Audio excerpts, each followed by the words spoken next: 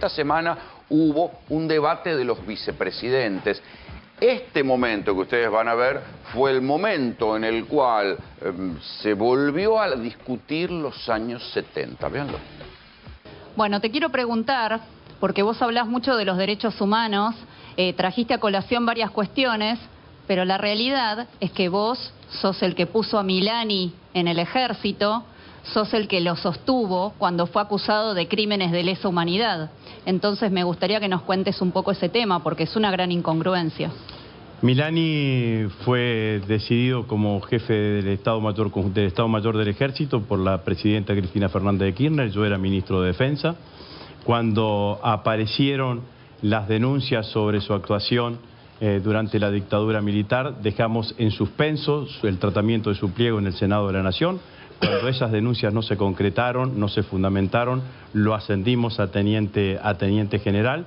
Recién Milani fue acusado después que nosotros nos fuimos del gobierno. Estuvo acusado en varias causas, en todas las causas salió absolutamente sobreseído. Cuando estuvo con nosotros como jefe del Estado Mayor del Ejército, nunca estuvo condenado.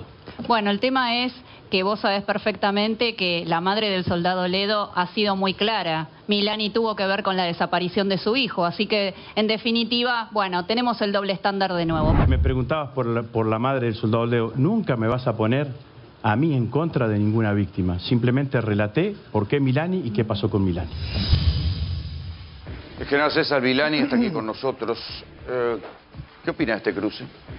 Bueno, no me extraña en absoluto que una persona que va a ser candidata a vice de Milei, en forma impune y en forma con total mala intención, me acuse a mí, que era subteniente de 21 años en causas absolutamente armadas, en su momento por la oposición.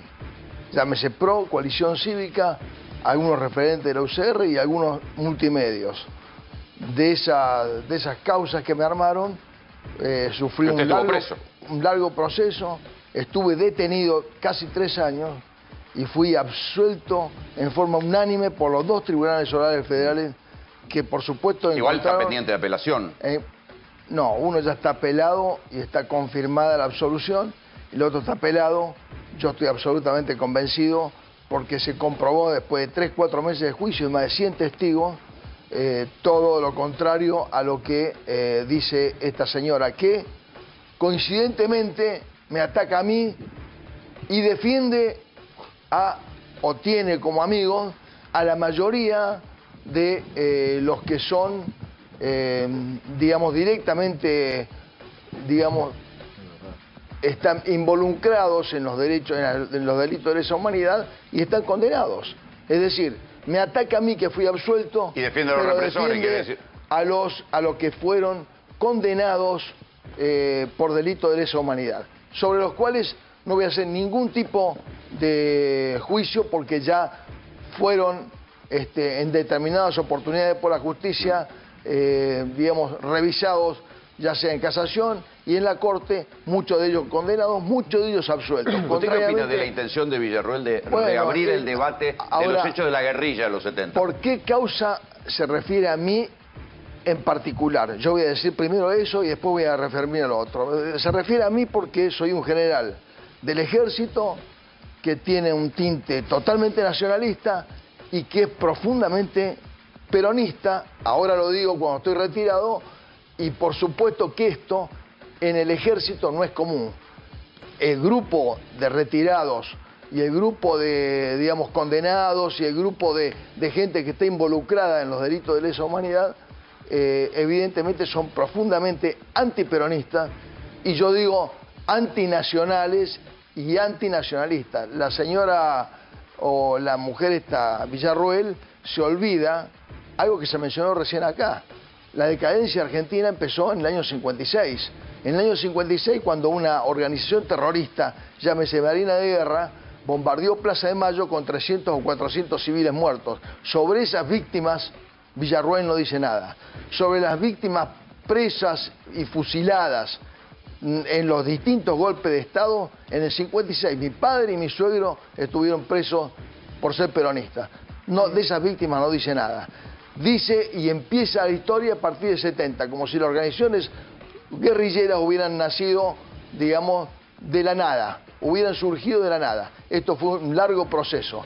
Y yo aclaro lo siguiente, yo también creo que hay que hacer una reivindicación de las familiares, de las víctimas de ERP y Montoneros, de la misma manera que se hizo de los otros. Eso no significa que yo esté avalando los procedimientos muy distintos de uno y de otros. Las organizaciones ¿Usted guerrilleras... cree que hay que hacer alguna reivindicación de las víctimas de la guerrilla? Por supuesto, de la guerrilla. Las organizaciones guerrilleras actuaron como organizaciones guerrilleras, como banda de delincuentes terroristas, y se los llamó. El Estado tenía una responsabilidad como Estado, institución jurídicamente organizada, y debía, en esa instancia, hacer lo que debía hacer, es decir, combatir a las organizaciones guerrilleras colocando a los responsables en manos de la justicia. Y en este momento... Sí, porque así perdió la superioridad moral que tiene que tener el Estado. Se puso a la misma altura de las organizaciones guerrilleras. Entonces, ¿hubiera pasado eso? Sí, quizás hubiera costado, en vez de 3 años, 4 años, 5 años o 8 años, terminar con el proceso de la guerrilla. ¿Cómo vivió usted los años de la guerrilla? Y bueno, yo era subteniente, tenía 20 años, 21 años. Nosotros lo que hacíamos era actividades en los cuarteles, las actividades normales que hacía un subteniente con los soldados, con la tropa. Teníamos muy poco acceso a información, o casi nada, a información confidencial y mucho menos a información, ¿no es cierto?, o tratamiento de este tipo de cuestiones. Pero había adoctrinamiento respecto de que, no sé, que la guerrilla los podía venir a matar. Por supuesto, porque esto es consecuencia del conflicto este-oeste. Esto es consecuencia de comunismo, anticomunismo, que todavía algunas personas lo siguen sosteniendo. Y ojo, porque recién hablaban de los partidos políticos, el partido de la Libertad Avanza y el partido de Bullrich en menos ellos dicen que van a jerarquizar las Fuerzas Armadas. Proporción, ¿no es cierto? Están hablando de vuelta de un poco el tema el tema, digamos, libertad versus estatismo, llámese comunismo. Por eso es que dice... Pero ellos dicen que van a defender las Fuerzas Armadas. Que ahí no va a haber recorte. Por eso dice Milei, yo no voy a establecer relaciones con China ni con Rusia porque son comunistas. Es decir, están mezclando absolutamente Está volviendo todo. a la Guerra Fría. Está volviendo a la Guerra Fría. Ahora, de esto hay que tener mucho cuidado porque los mismos que dicen recortar el Estado, recién escuchábamos la anécdota del oso, recortar el Estado significa recortar todo. Prometen que para los militares no, ¿eh? Lo habíamos marcado eso. No están diciendo eso. Espere que ahí la tribu le quiere preguntar. Usted que estuvo al frente de las Fuerzas Armadas, al frente del Ejército hace relativamente poco, ¿usted cree que en el Ejército puede existir la posibilidad de que crezca una semilla antidemocrática? Porque ese es el gran temor que hay. Yo creo que la fuerza... Que la vicepresidenta, la candidata vicepresidenta Milei, siembre un árbol antidemocrático dentro de la fuerza. Bueno, evidentemente que el objetivo de la mujer esta es sembrar, por supuesto, profundizar el odio, la venganza, profundizar la violencia y tratar de convencer a los militares en actividad, muchos de los retirados ya están convencidos de los militares en actividad que la solución para ellos va a venir cuando se reconozca a las víctimas de ERP y Montonero. En ningún momento dijeron vamos a reforzar el Estado ni el Ejército. Gran parte del Ejército es hijo de la democracia hoy, ¿no? Los soldados... Bueno, yo les diría lo siguiente. Los retirados, acá hablaban de empleo formal y demás, bueno, los retirados en las Fuerzas Armadas, más de un 90% está votando o a la Libertad Avanza o a Bullrich. Más de un 90%. Sí. En los retirados. En el personal en actividad, quizás en los mandos superiores se reproduzca un poquito esto, pero en los mandos medios y en los mandos inferiores, suboficiales y soldados ya se diversifica totalmente y ya ahí sí podemos nosotros decir que, digamos, que entra a jugar fuertemente pero si Villarroel tomaría una decisión antidemocrática, si la vicepresidenta Milei toma una decisión antidemocrática y le exige al Ejército salir a la calle o lo que sea, ¿usted cree que el Ejército la va a acompañar? Bueno, yo voy a aclarar lo siguiente. yo creo que las Fuerzas Armadas, después de la experiencia que han tenido en los años 70, no van a repetir Eso es lo que digo. la misma historia. Pero, voy a aclarar, pero, ustedes saben que el presupuesto de las Fuerzas Armadas es muy bajo, es inferior al 1% del PBI, en la participación del PBI. Con Macri llegó al 0,6%, la más baja en los últimos 10 años, la más baja, con Macri. Muchos sectores militares votaron a Macri y en este momento yo creo que no les interesa en absoluto volver a refortalecer al ejército ni a las Fuerzas Armadas, pero que sí les digo, y esto es un tema que me preocupa, no me extrañaría en absoluto, y no me extraña, que Milei o Bullrich intenten involucrar a las Fuerzas Armadas desprotegidas, con mal equipamiento, de cualquier manera son las Fuerzas Armadas en el marco interno. Ya sea en narcotráfico, en terrorismo o lo que ellos les pueden llamar después subversión. Pueden llamarle a los mapuches o pueden llamarle a cualquiera. ¿Cómo ve a Gómez Centurión como potencial ministro de Defensa? ¿Cómo? ¿Cómo ve a Gómez Centurión como potencial ministro de Defensa?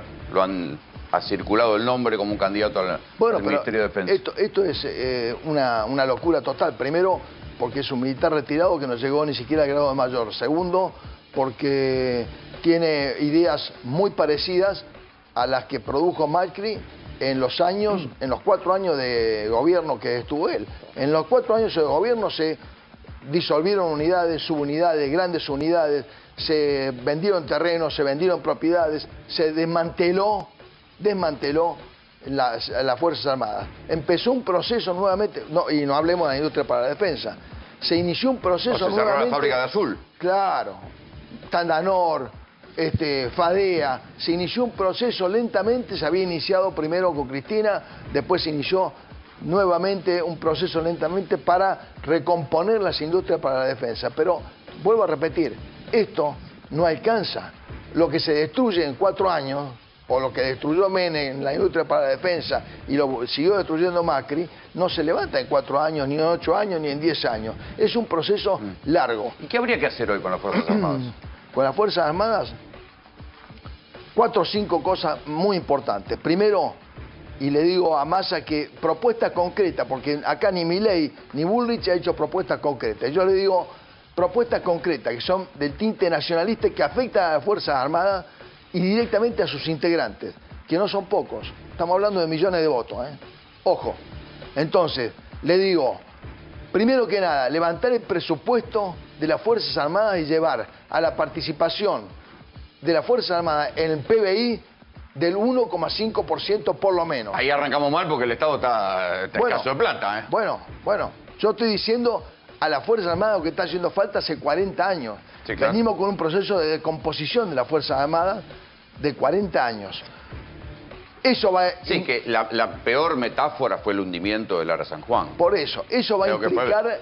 La metáfora del hundimiento de las Fuerzas Armadas. Exactamente, esto va a implicar directamente en el reacomodamiento de los sistemas de armas, en un reequipamiento individual de los soldados, en un levantamiento, digamos, del racionamiento, en una mejora de la salud del personal militar. Es decir, va a implicar directamente al personal militar, lo va a beneficiar al personal militar. Acá se dice poco del personal, se habla en general, Milei habla en general, dice las Fuerzas Armadas, no sé, le vamos a dar más, pero a su vez le vamos a dar menos porque vamos a cortar el gasto, la vamos a sacar a la calle, vamos a combatir el terrorismo, como dijo Bullrich, vamos a meter a las Fuerzas Armadas en Rosario.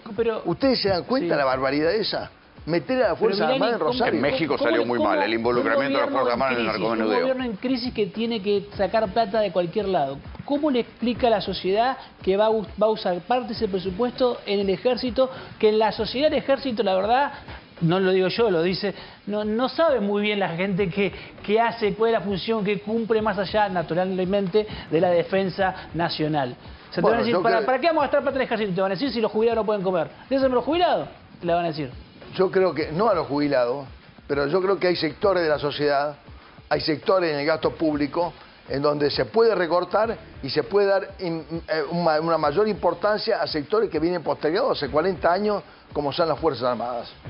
Pero usted está diciendo, compremos tanques y no le demos a los jubilados.